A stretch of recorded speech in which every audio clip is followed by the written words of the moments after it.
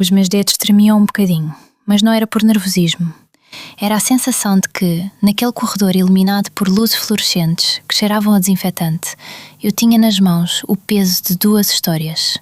A minha, ainda fresca de faculdade, e a dele, um desconhecido que se apertava ao frio do piso de azulejo. Ele segurava a mão do marido, que balançava mais que eu, e eu sentia de algum jeito que o medo dele falava mais alto do que o meu próprio.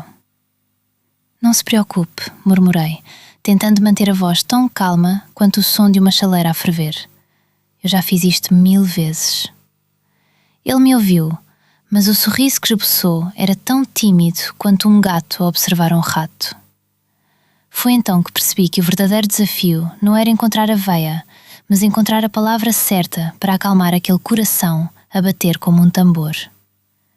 Ele era um senhor de cabelos já grisalhos, mas com olhos que ainda brilhavam de curiosidade.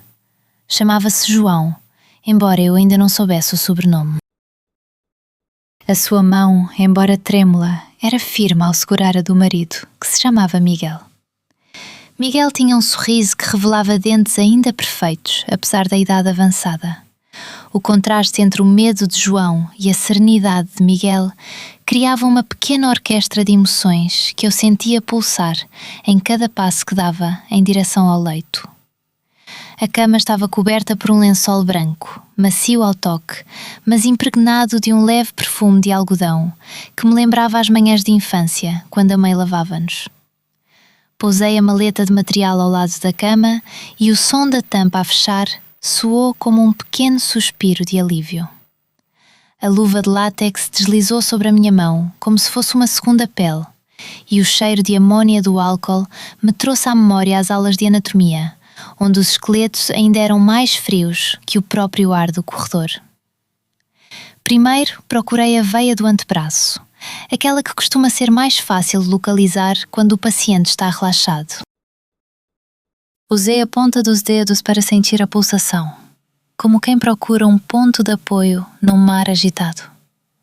João, ainda nervoso, fechou os olhos e eu percebi que o seu peito subia e descia de forma ritmada, como se o corpo tentasse compor uma melodia própria.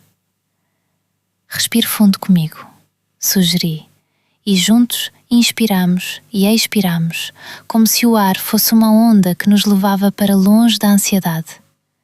Enquanto ele exalava, pude notar a pele a tornar-se mais lisa, a tensão diminuía e a veia surgiu como um rio de prata sob a superfície. A técnica, que eu tinha praticado tantas vezes, pede-se que a agulha entre a pele num ângulo de 15 graus em relação ao plano da superfície para que o catéter siga o trajeto da veia sem perfurá-la.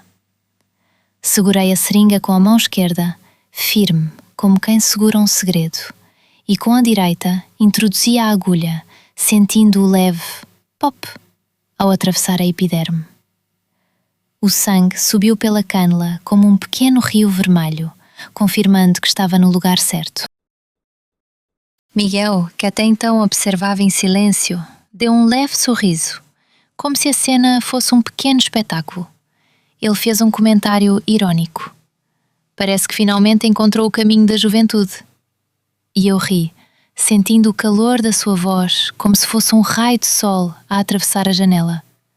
Foi um momento de leve cumplicidade, onde a medicina, o humor e a intimidade se entrelaçaram num fio tão delicado quanto a própria agulha. Depois de administrar a medicação, limpei o local com algodão impregnado de álcool, sentindo o frio na pele como se fosse a brisa de uma manhã de primavera. Apontei ao João que, se sentisse alguma dor ou vermelhidão nos próximos dias, deveria avisar imediatamente. O corpo tem a sua própria forma de comunicar e a inflamação é um sinal que não se deve ignorar. Expliquei-lhe, ainda num tom calmo, como a higiene da ferida é essencial. Lavar a área com água e sabão neutro, secar com leve toques e aplicar um curativo estéril se necessário. Miguel, que tinha uma voz grave e reconfortante, agradeceu-me com um aperto de mão que parecia dizer mais do que as palavras. Agradeço a sua paciência, disse ele, e a forma delicada como conduziu tudo.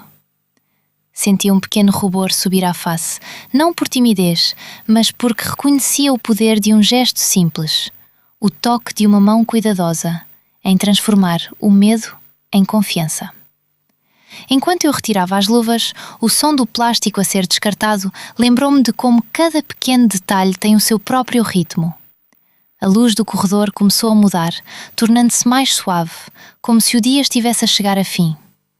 O cheiro de desinfetante misturava-se agora ao perfume de café que vinha da cozinha do hospital, trazendo uma sensação de conforto familiar. Antes de sair, deixei-lhe um pequeno folheto com instruções sobre como medir a temperatura corporal corretamente e expliquei que, se a febre ultrapassasse 38 graus, deveria procurar ajuda imediatamente. O João assentiu e eu percebi que a sua ansiedade tinha diminuído, substituída por uma curiosidade serena. Ele levantou-se, ainda segurando a mão de Miguel, e deu-me um último olhar, aquele que diz: "Obrigado por ter estado aqui." Fechei a porta suavemente e o corredor ficou silencioso novamente, como se guardasse o eco dos nossos sussurros. Saí do quarto com a sensação de que, naquele pequeno ato de cuidado, havia criado uma ponte invisível entre duas almas e que o simples ato de segurar uma agulha podia ser, na verdade, um gesto de profunda humanidade. Enquanto caminhava pelos corredores, o som dos passos ecoava como uma melodia lenta e eu deixei-me levar pela cadência do ambiente, lembrando-me de que cada paciente traz consigo uma história e que a minha missão, mais do que curar, é ouvir, acolher e, de vez em quando, partilhar um sorriso que alivie o peso do medo. E assim, enquanto as luzes do hospital se apagavam aos poucos, eu sussurrei para mim mesma, como quem conta um segredo ao vento. A vida é feita de pequenos momentos de confiança e nós, enfermeiras, somos as guardiãs desses instantes.